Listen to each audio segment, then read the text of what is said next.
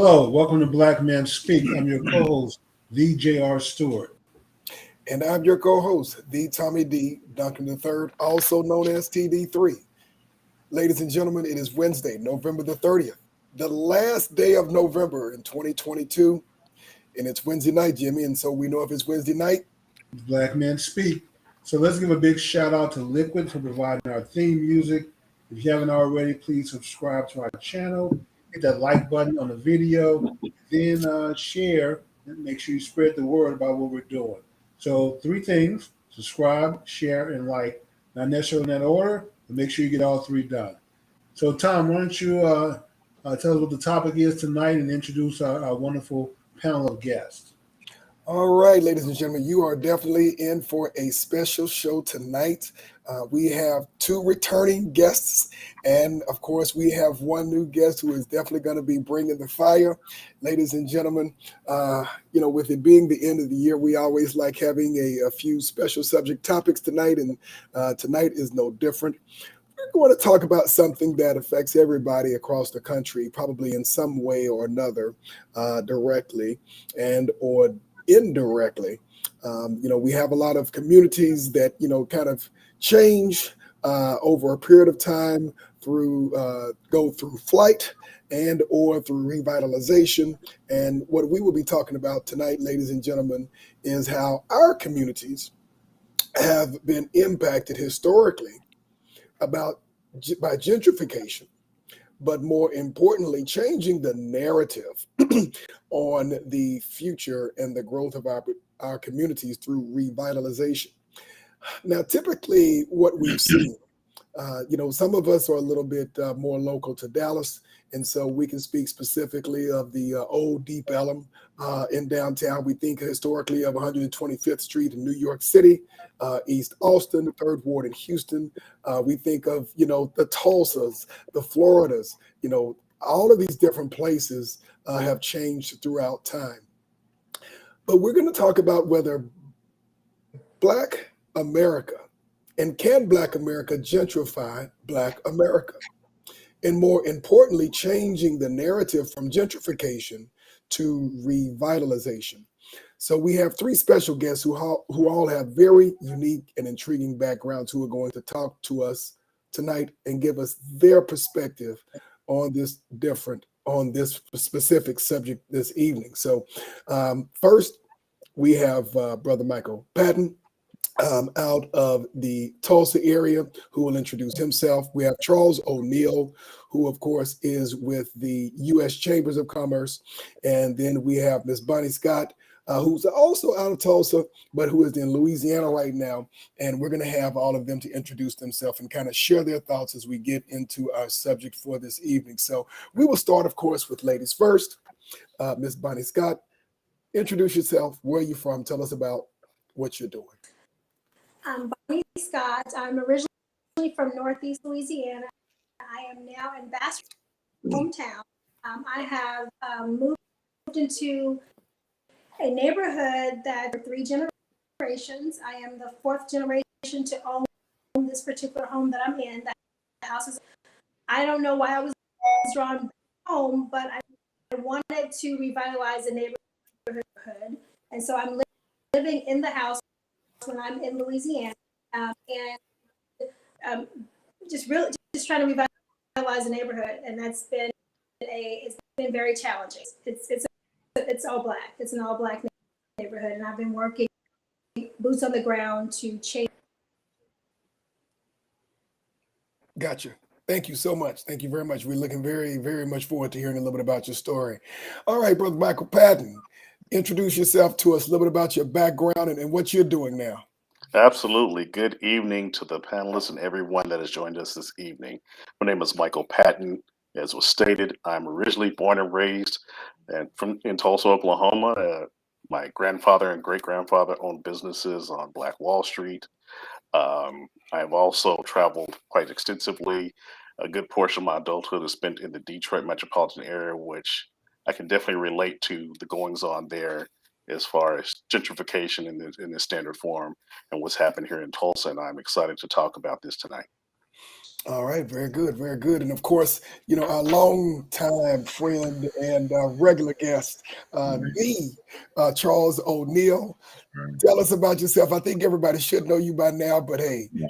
tell us about yourself, what you're doing, and we'll get it involved with the conversation here very All soon. right. Thank you so much. And good evening to my colleagues here on the panel. Good to see you. Good to meet you both in cyberspace.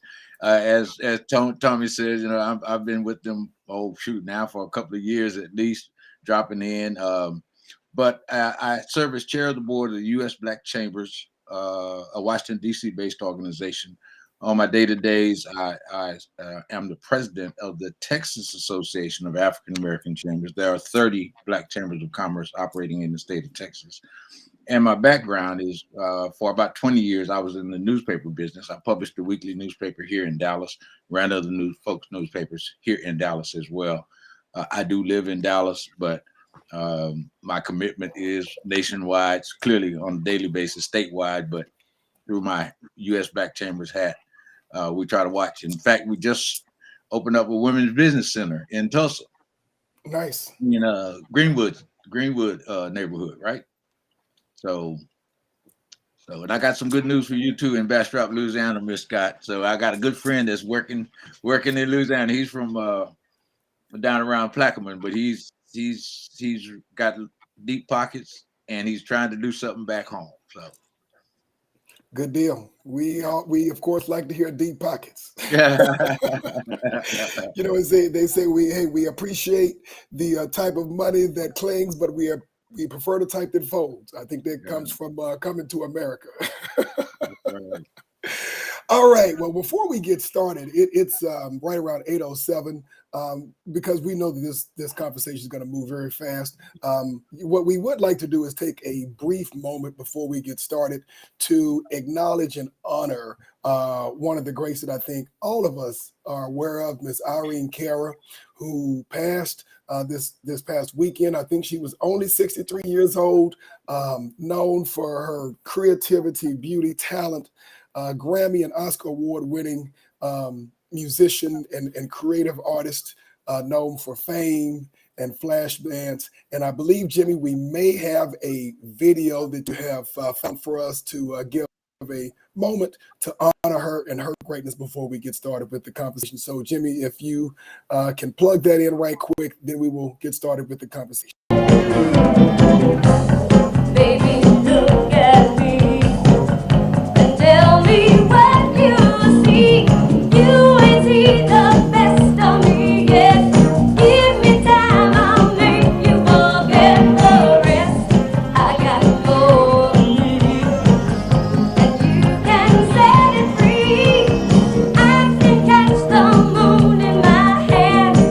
Don't you know who I am? Remember my name. Hey, I'm gonna live forever. I'm gonna love. All right. Thank you very much, Jimmy. For those of you youngsters out there who've never heard of Irene Cara, definitely look her up. Old school, very talented, very brilliant, and her legacy will remain with us forever. Now, let's go into our conversation. First and foremost, all right, Bunny, look like you did find some earbuds. Hopefully that connects us there so we can make sure that we have a clear audio. Let's talk, for those who may not be familiar with the subject, gentrification. By definition, what does it mean? And then talk a little bit about how it has impacted Black communities historically.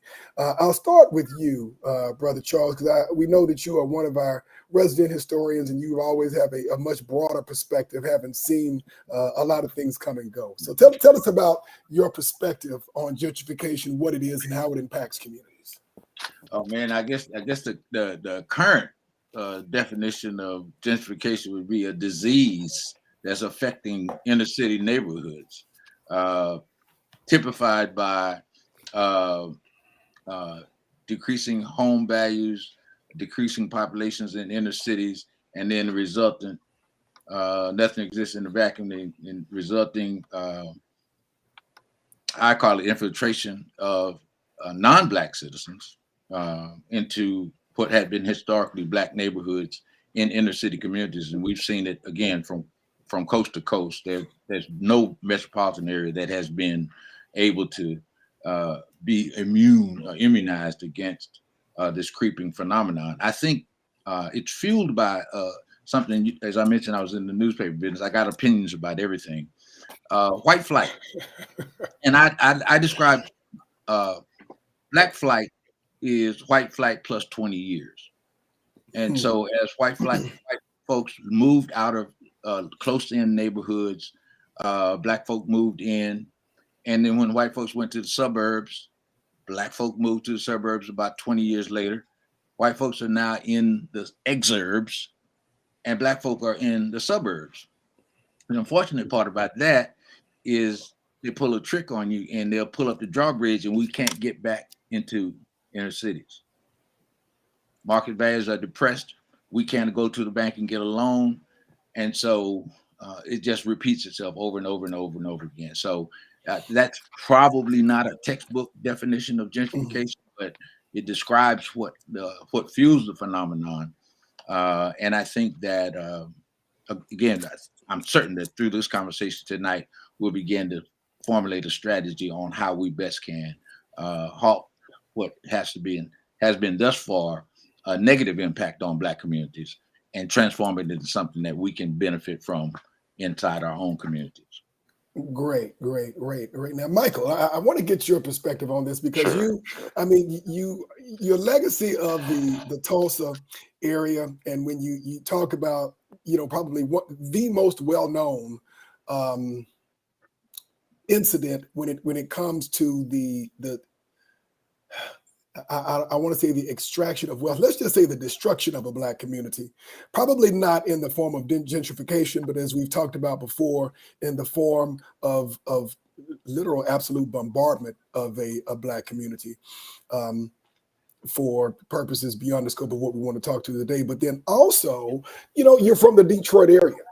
And if we look at what happened, between 2008 and 2010, with the Great Recession and what happened with the automobile industry and how that impacted Detroit as well. Give me your perspective as to what you've seen, not just through your eyes, but even through the eyes of your parents or even your grandparents, and how gentrification has impacted our communities, and why does it seem to impact our communities in one way as opposed to other communities? Sure. So I want to say, yes, what was stated before, it starts with a vibrant community, maybe working class, usually nothing higher, maybe middle class, lower middle class, somewhere in there. But then it's that removal of infrastructure, removal of resources, removal of educational opportunity, removal of jobs that goes away. And then, as it's already stated, that property values go down, blight comes in, crime comes in. And gentrification is that disease because it's associated with a revitalization for people who are not there. We're going to come back in and rebuild these communities for others to come in. Oh, we need streetlights, which happened in Detroit. It wasn't until they started revitalizing, if we want to even use that word gentrification, until they were trying to attract non-Detroiters, people of a higher socioeconomic status, people not necessarily from the Michigan area, people from the more affluent suburbs or outside of Michigan. It was, okay, we see that you have these needs for them. And I remember having conversations with city planners and city officials about, well, what are you going to do about the current residents that feel slighted because they've been asking for police resources, they've been asking for improvements in streets, in schools, and all these basic things that form a community, and it wasn't provided until someone else needs it. And so I think that's the major thing that happens, and why it happens to us. There's a whole host of reasons. When we look at just the richness of the land, where's the land that they deem as important? If we're on it and they want it, they're going to gentrify it so they can get it for pennies on the dollar. There's always that economic driver, because more than anything else, money is what drives most of these things and opportunity. Gotcha. And Bonnie, this isn't just a large urban area, because when many of us talk about gentrification, we talk about large urban areas. Again, we talk about New York. We talk about Chicago. We talk about major, large metropolitan areas. But I mean, you are from a small or rural area. What have you seen, and what has your experience been through your years as you've seen probably neighborhoods flip, not just in large urban areas, but in smaller rural areas as it pertains to our communities? Well, in Bastrop, I left here 40 years ago, and coming back now, there used to be a predominantly white neighborhood, and African Americans moved in, and versus the street lights were not working properly. That's something that I've worked on, and the city has everything I've asked the city to do, they've done. The residents here said, "Hey, we've been asking for the same thing, and several times we've called the police, we've done all of this, and nothing has happened." I do believe, and I idolize a Black neighborhood, and I'm hoping to maintain the of African Americans that live in this neighborhood. But that's something that scares me, because I think the more that it may change, but at this point in my life, I'd like to live in a neighborhood where people look like me. And why I came back, I was like, I'd like to I was using the word gentrify, but really want to displace anyone. I'd like everyone who is here to stay. Is people just, for this particular neighborhood, I believe the residents just did not know they need it. That's what it seems like, because I worked for the mayor here, so I have an idea of how city government works. When I was in grad school, I worked for Ron Kirk for a year. How things work. And also, I don't mind going in, knocking on a door to ask for what I need. The thing that I've experienced is when I knock on the doors in my neighborhood, everyone says when it was white, and that meant when it was white, it was really nice. Okay, well, it's Black now. Why can't it be nice? So that burns me. It's as if they're not deserving, and that's we should work together to revitalize this particular neighborhood. And so I've been asked here, maybe duplicate what I'm doing, because it has been 3 months and changed significantly in 90 days. So, there was at one point, there was a lot of activity. None of that is going on. I asked the sheriff, "Hey, can you guys drive through?" Just drive through. The deputy said, "Hey, there's nothing happening here. Can I go somewhere else?" So, outsider, which I'm from here. I was raised here. I'm not an outsider, I understand, but it has been a long been here. But for me, revitalization without gentrification is very, very difficult, because I believe the inner city is now, we have an inner city too. It's all Black. Everyone, I think most of the white people have moved. When the city, we lost the paper mill about 20 years ago, I guess, and that was the main employer. When that employer left, a lot of people left. Our schools are suffering. We're like, oh, that's something I'll be working on that next, finding interns from some of the country to come work with our students. So I have a lot that I'll be working to do, but it's just work to be done, and I'm not getting paid to do anything. So it's taking up a lot of time. Very hopeful. I'm not worried that it will not be a much nicer neighborhood in 8. Gotcha. No, that is fantastic, and I appreciate your feedback on that. Let me ask you this. So, we think of gentrification, and the common theme, as you brought up before, Charles, was, neighborhoods, middle, upper, middle class neighborhoods, white communities, white flight, Black infusion, kind of like the one that my parents, when I was born, went into. They were one of the few Black neighborhoods. No, I'm sorry. They were one of the first Black couples in a otherwise white neighborhood. But the only thing I ever remember growing up that I remembered anything was Black folks in the neighborhood. So clearly it did not take that long after they moved in, or a couple of couples moved in, that the other folks ended up moving out of the neighborhood. Still a pretty decent neighborhood today. But if we look at maybe some of the wealthier neighborhoods in the country. I mean, Prince George County in the DFW, I mean, not the DFW, but the DC metro area is a pretty wealthy neighborhood. So I don't know if that would really be considered to be something that would be a spotlight where you have a very strong, healthy, economically viable neighborhood. But are there very many instances that we've seen where there has been an investment of our communities reinvesting and revitalizing our own neighborhoods versus coming in after other groups? I'm not saying that there isn't. I'm just kind of curious as to whether that's something that has very much historical leverage, Charles. Well, there are few Black neighborhoods in inner cities that were built by Black people. Mhm. So number one, just by my example about white flight, Black flight being white flight plus 20 years, Mhm. We were drawn to the inner city for employment opportunities. We probably displaced folks. I think there was a study done 30, 40 years ago. I think once Black population gets over 3, 4, 5% in the neighborhood, that triggers white flight.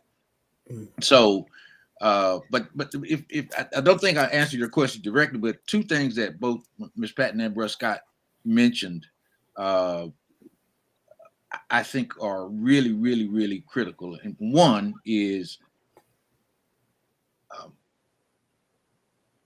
inner city blight is not a naturally occurring phenomenon. So what we see in this disinvestment of infrastructure and services is by design. We've seen the devastation that occurs when a highway cuts through the heart of a community. When Eminent policing domain. goes away, when code enforcement goes away, we know what the outcomes of that. I always talk about, white folks very, very casual describe food deserts as if they are naturally occurring phenomenon, right? That means that somebody made a conscious decision not to provide that service in a given community. And so once we recognize and once, again, conversations like this roll on, once folk understand that it is critical that we address the systemic part of creating the need for, white folks say they need to be closer to the inner city. And if you're displaced because of my need, that's not my problem. That's your problem, right? And so we are struggling with Miss Scott. Miss Scott says she worked for the mayor, making Black elected officials aware of what they signed up for, because many of them got elected. We still elect folk like we elect high school favorites, most likely to succeed and all that kind of stuff. So make them know what it is that you're contending with on the ground, because again, most of them haven't taken the long study necessary for how to reverse years and years of decline, years and years of disinvestment. And so the opportunity, again, for conversations like this to take hold and ignite this new thinking that's going to be necessary, I think starts with one, our deciding consciously that we are going to control our money resource. That's critical. Number one, we got to watch where and how we spend our money. And then two, understand that we have to direct our politics in ways that benefit us and not just have us being the tail rather than the dog, in political discussions. And so I always, and I'll be finished, but I always invoke our implicit demands on taxpayer money, because we pay taxes and we don't get a return on our taxpayer investment, stereotypically. And so once we begin to make demands on the system, we can make changes to the way the system responds to our needs. And that's a big part of it. And then when we begin to strategically use our money, we can influence policy. No, very, very good point. Very salient point that you made there, Mike. And So if we think about, what Charles was just saying there, and you talking about, for instance, he mentioned Black Americans building their own infrastructure, building their routes, very similar to what, if we look at the history of what happened in the Greenwood area in Tulsa, that area of the Tulsa area, I believe the northern part of Tulsa, and you literally talking about communities that are built, economies that are built. And then sometimes things go awry. You mentioned something a little bit earlier, Charles, about eminent domain and things of that nature. And of course, that was a common strategy that was used basically to run through Black economies that were healthy and thriving, even in the midst of segregation in America. So if we look at trying to rebuild something that was built, but something that was sidetracked, what does that look like from your perspective? If you have, whether you're looking at a Tulsa or a New Orleans or one of many other pockets of Black communities in the area that are healthy and thriving, something happens, rebuilding. What does that look like, for instance, in Tulsa? Because I know, for instance, when we look at the 100th anniversary and the investments that are being made in Tulsa, trying to rebuild that community, what are you seeing there? What seems to be going well, and what seems to still be the challenge, if there is such a thing there now? So right now, I'm going to talk about Tulsa, but I'm also going to talk about Detroit because Thank you. it's the same story. And there's a reason why any of us can sit and talk to many of people and almost finish each other's sentences because these stories are the same. And so one of the issues you have is also one of the scenarios is let's talk about mindset. Do we have the mindset of going back? And we can talk about that. But then once that decision is made, there are barriers. As an example, there are whole communities here where the realtors are only with a few people that don't look like us. And so these communities are now built by us, then how we afford the opportunity to buy these particular properties. And in Detroit, I know 12 different people that tried to buy properties collectively and individually and were denied because On what basis? their skin. They didn't want to sell to them. They wouldn't sell to them. So they literally said, I'm not going to sell this property to you. Well, they don't say that. I'll get back with you. Send me paperwork. It's delayed until the point they have another buyer. Mm. Or, and then in a couple of cases, well, you don't qualify. And it's like, wow, but financially, how could you not? How could you not meet the qualifications? They even changed some of the rules. So when some of these Black properties that were owned by non-Black people sat there for years and deteriorated, there was no mandate to fix them up within a certain time frame. And then as investors started coming in buying these properties, that stayed the same. And then once minorities started trying to take advantage of that, it was, oh, well, once you buy it, you have 6 months to rebuild this property, revitalize it, and move in. And we know something simple as getting windows, at least those of us, knock on wood, I'm remodeling homes now. Windows can take 5 months, siding can take 5 or 6 months. So some of these barriers, on top of how do you get a loan for a property, especially when the great majority of our wealth is tied into home ownership. So without sacrificing or putting up our own home, how do we then secure liquidity or assets in order to qualify to get those loans to rebuild these properties that we're going to spend a lot more money on if it's a property or a scene that's being revitalized and fix it up. And so those barriers take place. It's it's the lack of Black wealth. I mean, fundamentally, let's talk about that. So life insurance is an example. About 53% of Black people have life insurance, 53, 56, if I remember the number correctly. But the mindset of life insurance is totally different among most Black people. Explain. It's so life insurance amongst a lot of Black people is to, I want to make sure my debt is paid for, my family is taken care of as far as that is concerned. The mindset from using it as a tool to build generational wealth is I'm going to take out a higher premium. I'm going to get, instead of a $60,000 life policy, I'm going to get a $300,000 life policy. And that $29 going up to $56 a month is worth it because I'm thinking strategically about the next generation. And we don't necessarily do that when it comes to life insurance as a tool. So I'm kind of hearing a couple of different things, similar stories, different locations altogether between Tulsa and Detroit, but the story pretty much sounds the same. It is. And, you know, at the end of the day, it comes down to leverage and wealth. And Bunny, I'm also seeing you kind of nodding your head. And so some of what Michael is saying is resonating with you and your experience, maybe in a different location. What are your thoughts and what are you thinking as you hear this? Well, Especially based thinking upon of the what you've been going through, especially with what you've been going through recently.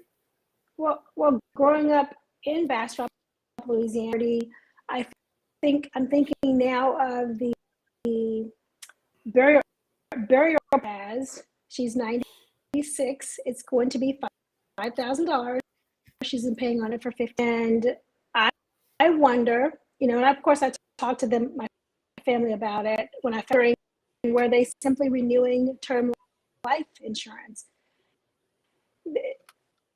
and not the cash value or the payout value. So I think it's $5,000. I'm not sure if you guys pay for this, but this is typical.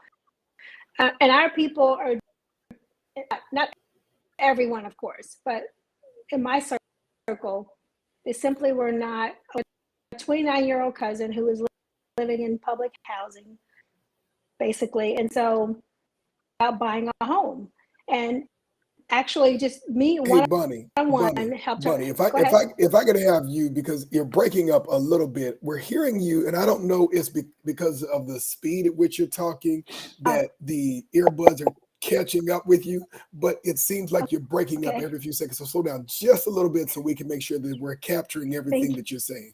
And I do apologize, but I want to make sure that people are really hearing what you're having to say. Okay.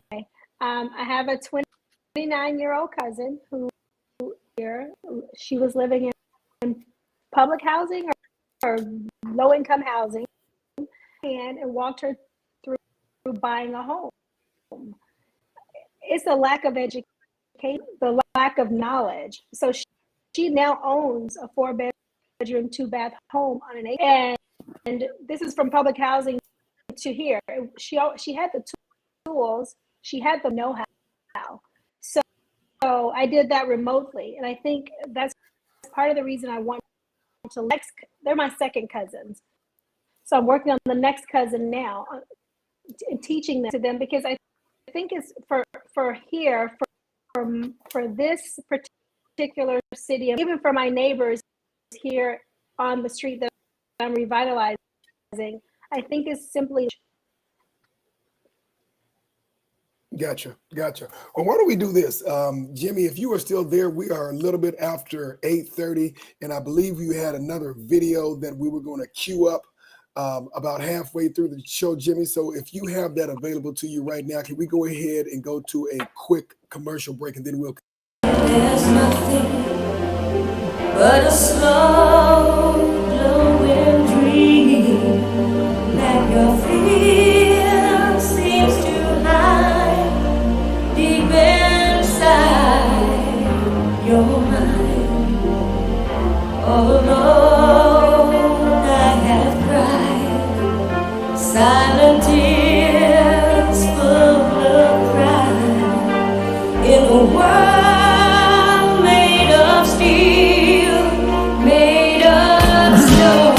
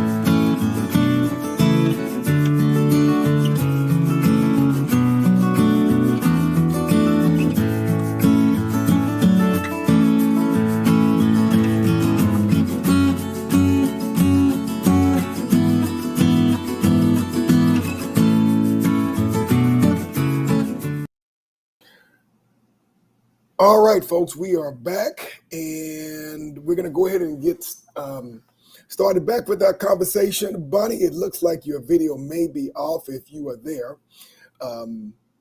but we will go ahead and move forward until we have you back. Let's talk about, I'm sorry, go ahead. I was going to say, while Bonnie joined us, Sister Scott, she mentioned something that I think is part of the conversation when we talk about revitalization that I think we should think differently about.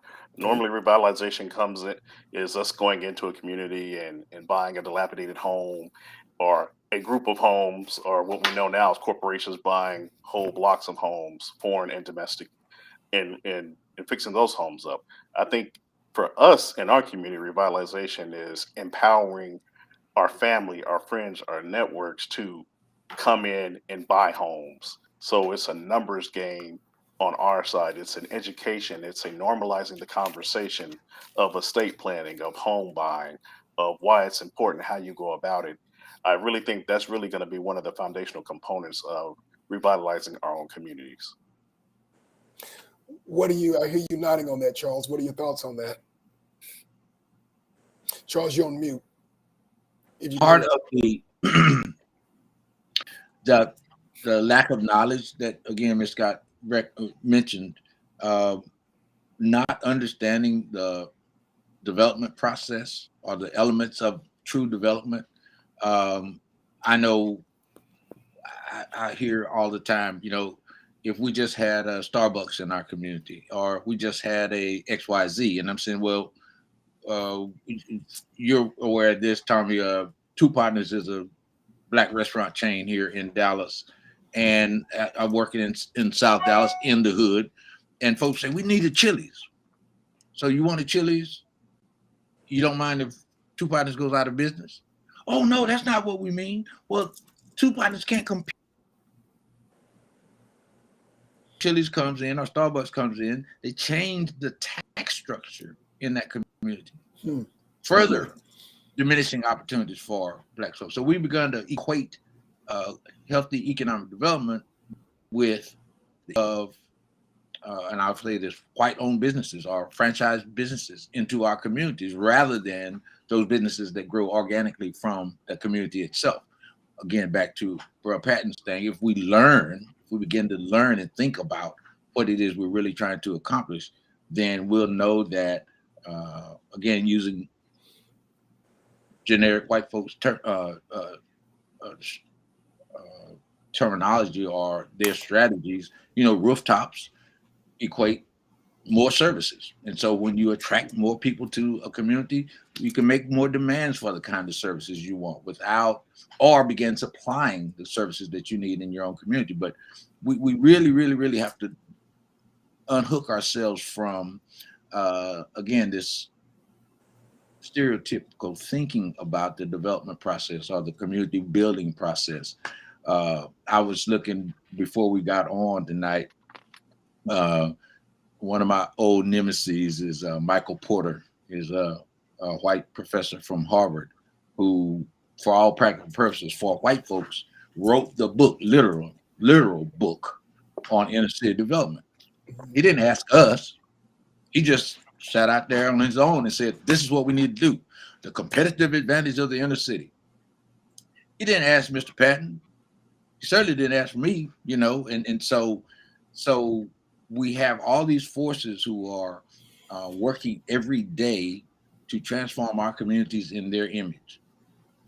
They got all the financial resources, and they can block, as Brother Patton just said, they can block you from accessing those financial resources necessary to change that community. And so we got to really, really, really begin developing. And again, I'm really, really, really enjoying this conversation, because out of this is going to come the thinking, is going to come the strategy that we'll use to make the change that we need. So I'm hearing a couple of things, but I'm noodling on this a little bit. Part of it is education, understanding. Part of this has to do with leverage. Mike, you brought up, the person who has the gold kind of controls the terms. And then there is culture. You've all kind of spoken to the same thing in terms of mindset. you have one individual, one group playing checkers while the other is playing chess.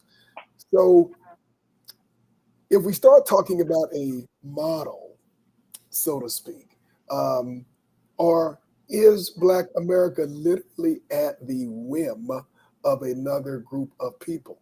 The question is, what leverage does Black America have? How does it build individual transactions into blocks of transactions into a model that can be replicated?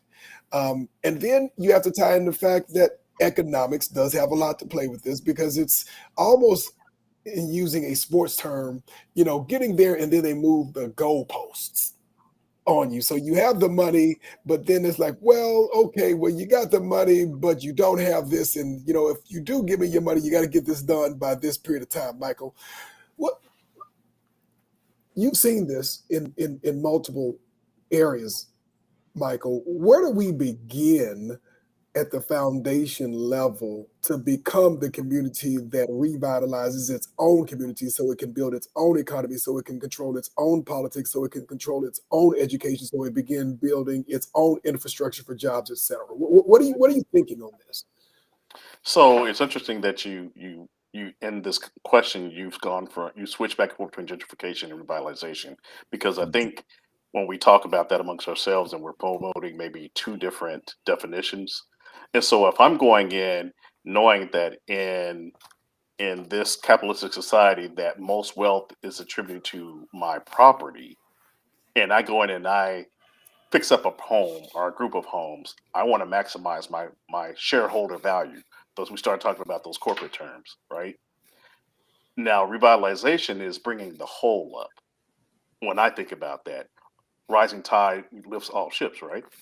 And so, in that, my first thought process is: are we suggesting that there be a slight sacrifice if we're revitalizing our own communities? So, as an example, some properties here, I'm second generation ownership in Tulsa and some properties.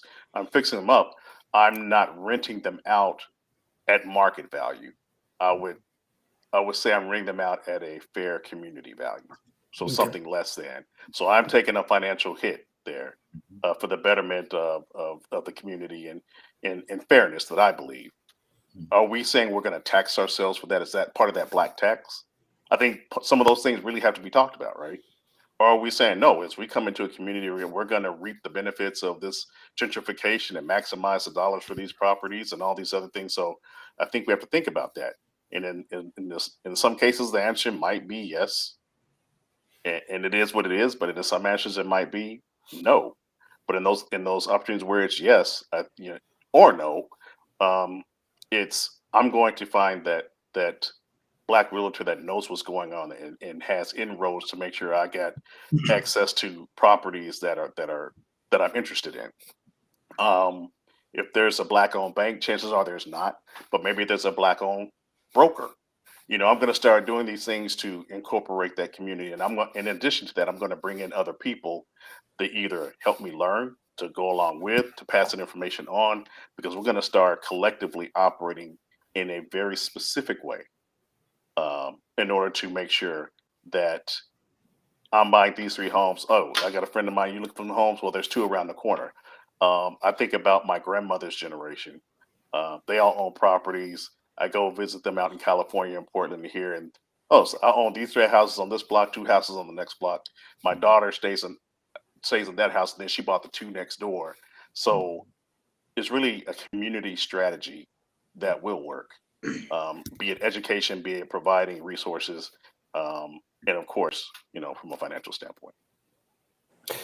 So, Bunny, kind of bouncing off of what Michael is just said, and creating a model, because I mean, when we look at what we call gentrification or revitalization, I'm kind of hearing it as a strategy to help uplift communities, but there's also, to the conversation I had a little bit earlier today, about building foundation for family, creating wealth, etc.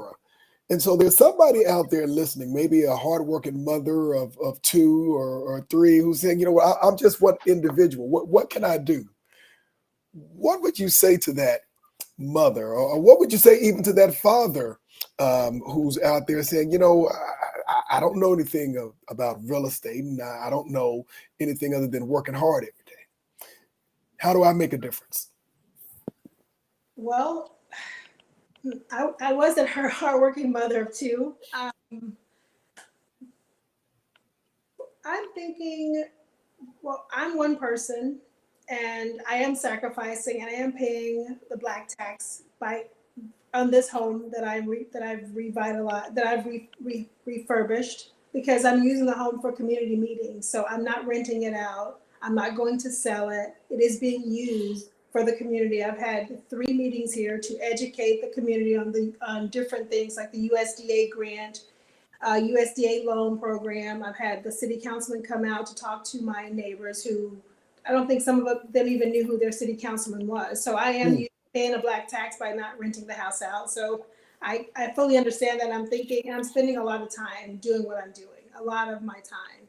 So I guess that's something, I guess I'm a reader. I bought my first house after being divorced in my 20s with 2 children. And so I don't know how I figured it out, how I knew. If I read something, 8 months after graduating, I bought my first home in Cedar Hill in Texas. So there are a lot of first home time buyer programs all around the country. I guess to Google and find one that's closest to you.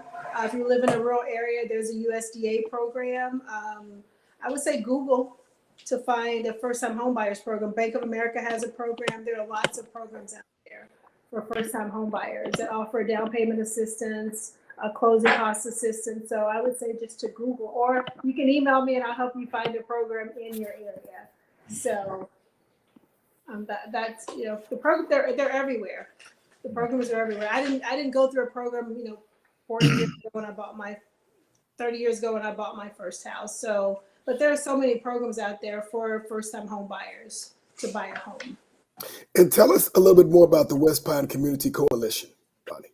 Well, it's a revitalization organization to revitalize West Pine Avenue. It's one street it's walking distance to downtown.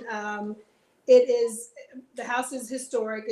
The house I'm in is 102 years old. So the neighborhood is all black. The town is 73% black now. When I was growing up, I don't think it was 73% black because of white flight, people moving to the parish. I jumped in head first. So I don't have all the backstory. I just knew I needed to come here and get started. So I'm reading now about how to get your neighbors engaged, what other communities have done to change your neighborhood. And it's everything I read tells me that when you revitalize a neighborhood, you displace people.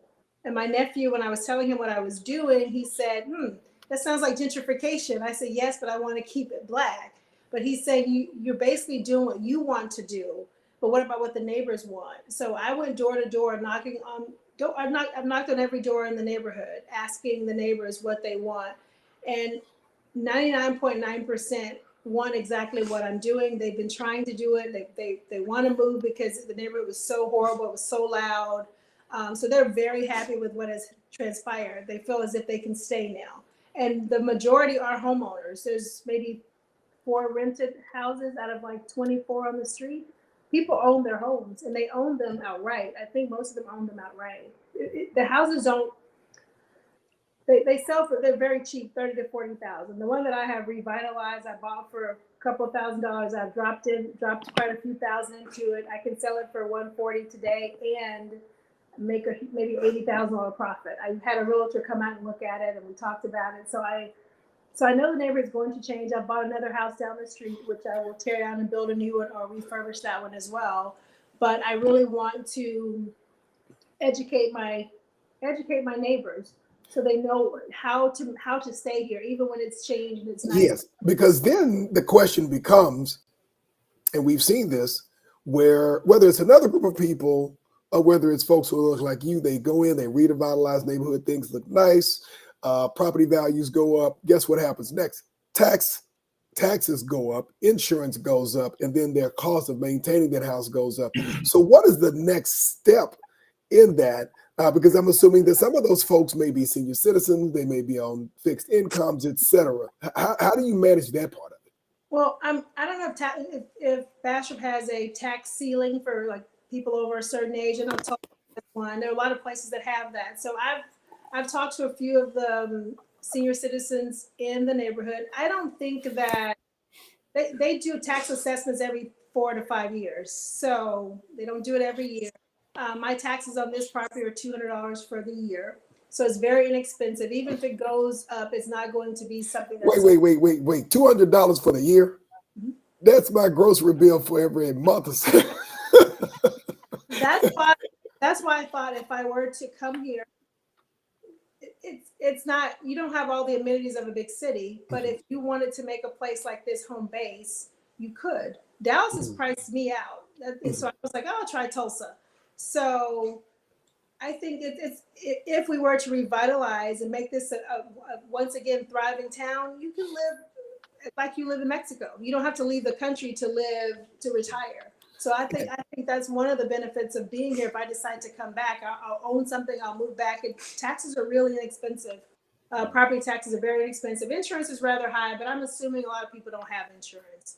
Gotcha. It is so expensive here for insurance. So I've gotten some pushback, which I thought was kind of interesting initially, because I was initially looked at as an outsider, but I started talking, saying I'm related to this person, this is my aunt, and they're like, oh, she's okay. So, and I'm assuming most of my neighbors are maybe high school educated, and so it's a little bit different. I know a lot of them don't know how City Hall works. I was able to get our councilman on the phone last time. We had a 3-way call. I got on the head of Public Works on the phone and explained why the streets are the way they are, what we can do to repair them. So I just believe I'm looking forward to everyone being involved in revitalizing the neighborhood. I want it to be a community effort, not just a Bonnie effort. And that's really, it's been difficult the 3 months. It really has. It seems like I'm knocking on doors, but seems like some of my neighbors are a little bit, they didn't want to open the door. Who are you? And so Gotcha. It's been really challenging. It really has. Yeah. Well, hey, I can say this much. You're doing a heck of a lot more. I mean, to say that people have been, calling the mayor or calling their council people or calling the police department or the sheriff for years. And, I don't know if it's sheer timing or just a consolidation of effort or just sheer God is in your corner that, you're able to go in and help, a community of people to get to the next level in terms of strengthening and revitalizing their neighborhoods. And so we understand that it's very difficult now, but we applaud you for what you're doing to keep up the hard work. If there's anything that we can do, Jimmy and I, or Michael or Charles, to help support you, please let us know so that we can continue to lift you up. Because I mean, this is a bright, shining spot, that can be replicated. And the question then becomes, hey, what happens there can happen any place. Now, Charles, I mean, she brought up some very interesting points, and that is, taking the initiative to connect with council people, talking with and building relationship with the Public Works Department, and understanding the political and the administrative side of doing something like this. So I'm hearing you nodding. What is it that you're thinking, and what is it that's connecting with you when we look at maybe larger neighborhoods, and it's maybe broader than just one street, but you're looking at a much more robust community, some that maybe our parents or grandparents are living in? First question you asked was, what can someone do if you live in the hood? Don't move, stay there, right? And if Big Mama left or died intestate, see if you can recover her home from the tax rolls, and that's a lot of the attrition we've seen in Black homeownership is when older folk pass away, don't have a will, or the youngsters leave and move to California, and then when Big Mama passes away, they don't know where the title is, they don't know what state the mortgage was in, and the home goes away and goes to the land bank. And I know that's what they're doing in Detroit, just flat out stealing whole neighborhoods, right? Mm. I grew up. You spent summers with my uncle on Woodrow Wilson, right in between Woodrow Wilson and John Lodge Freeway on Highland Avenue, man. So, and that was a vibrant up south community. Everybody had moved up in the Great Migration, right? And now it looks like Beirut, Mm. just from folk moving away, and dying intestate, right? So controlling our money and it might be key that we're here at the start of December. Ujama is Mhm. collective economics, man. That's if Brother Patton hit it, brother, he hit on it, Miss Scott hit on it. If we do this together, we can change this deal. If she's down there revitalizing homes, find a black plumber, find a black roofer, find a black foundation guy, then you're building the employment base. You're building trade credit for those business owners who got to have new resources for you talk about windows and stuff. Black guy can find windows if he had some reason to find them, right? And so those kind of things, just base level, uh, again, cooperative economics, uh, understanding that again we have an array of forces working against us. Once you acknowledge that, then you can begin again building. My father was in the military, man, so I think in military terms. So we know who the other guys are. So we know how we got to hit them. We got to hit them at night, guerrilla warfare, that kind of thing. Mhm. So once we know how the system works and how it is being weighed against our communities, then we can begin building the strategy for how to diffuse it and unravel it. Good deal. Absolutely. And I And think that estate planning is very important. I've seen Mhm. so much wealth lost because Mhm. we simply don't do a will. So we got to normalize wills. Mhm. We got to normalize trust. Trust Right. more important than wills. We got to normalize how? these things. How? Uh, Going from if you're a person that knows, make sure that next person knows, friend, family, whoever. We got to start. Mhm. I bring this up almost everyone I talk to. It's a group of friends and I, we met for the weekend. It was a part of conversation. Hey guys, how's your family's estates? How's your estate? Have you got a trust? We got to normalize these conversations, and then you bring someone with you. If you go into a city council meeting, bring somebody with you because we That's know right. talking about it builds some momentum, but sharing that experience, Mhm. breaking that first step, helping someone make that Mhm. first step towards being informed, being encouraged, inviting someone with you is that next step. But we have to normalize these conversations, not just here in a podcast, but all the time, all That's the right. time with our family and friends. So, Michael, kind of going back to what you were talking about a little bit earlier in terms of what you've experienced, what you're doing, what you're building. So I would be remiss. Make sure that you tell us about the foundation that you're working with and the great work that you're doing there. But Sure. let's talk about how do we turn around this narrative to build our own competitive advantage and our own strategy so we can use this wealth creation strategy to lift our own ships. So if the main narrative, I think when if we think about a black community, one of the Mhm. first thoughts is something negative. And so I'm not here to fight narratives anymore. I'm here to build Mhm. something, whatever that is. I'm here to build wealth, to help build education. So yes, those narratives exist, but the first thing we got to do is really what we're doing right now. Again, I think these past 2 years, some of the biggest gains I've seen has been normalizing conversations Mhm. in groups, small groups, fraternities, business groups, professional groups. It's that opportunity that you have a topic, and this year has really been wealth and home ownership have been one of the key topics, along with mental health. Take the opportunity to purposely move in that direction. Um, whether it's a 9 year old or a 99-year old, let's have those conversations. The next thing is we Thanksgiving was a holiday. How many times do we bring up, hey family, what's going on with the estate? What's going on with your home? I know you guys are thinking about retiring. Have you set yourself up with a trust? Um, the kids are thinking about moving. Well, what's your plan as far as home ownership and keeping this home in the family or this property in the family? Making sure that we have those conversations because, yeah, it's easy to lose it. We can lose it very quickly just by being quiet. Gotcha. Gotcha. Okay. Well, why don't we do this? We're at the top of the hour. Give everybody an opportunity to make a closing comment. And then we will close our show with our last video honoring the great Irene Cara. We will start with you, Charles, then we will go to you, Bonnie, and then we will close with you, Michael. Charles, Man, closing comments. Number one, man, just thank you so much for the opportunity to be in a conversation like this. It's enlightening and it's refreshing to hear that other folk are doing good stuff on the ground across the country. We can make these kind of connections. Again, we will solve this deal. I would say, Bro Patton, if you have not talked to Hiram Jackson over at the Michigan Chronicle, let him tell that story for you, because everybody's gonna pick up the story from the black press, right? They're gonna see it. They're gonna say, "Oh man, he's doing something over there." So that's one place. It's not the same as taking someone to city council with you, but again, you talk about normalizing the conversation. When they see it in their newspaper, it hits different, right?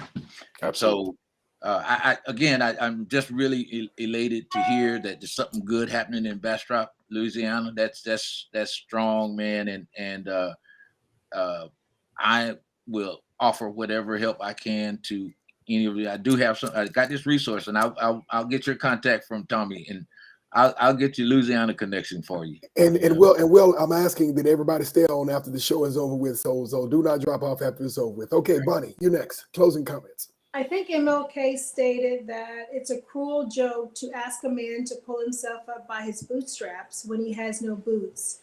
I am here to give my neighbors and my community boots. All right, love it. Strong. And Michael. So I'm going to close with, I didn't mention the Roe Foundation. So the Resource Yes. for Humanitarian Outreach Foundation, based in Pontiac, Oakland County, which is a suburb of Detroit. Our main focus is education. We know education is a foundational tool for people to improve their lives. We give out over $20,000 scholarships a year. We also dive into home insecurity, housing insecurity, with helping people stay in their homes. So really, it's a community-based, all volunteer effort to help our community. All right, folks. There you have it. Wednesday night, November the 30th, 2022. We thank you for joining us tonight. We thank you for taking the time to learn a little bit more about something that could benefit our communities. And we will look forward to seeing you next Wednesday. Thank you. Jimmy?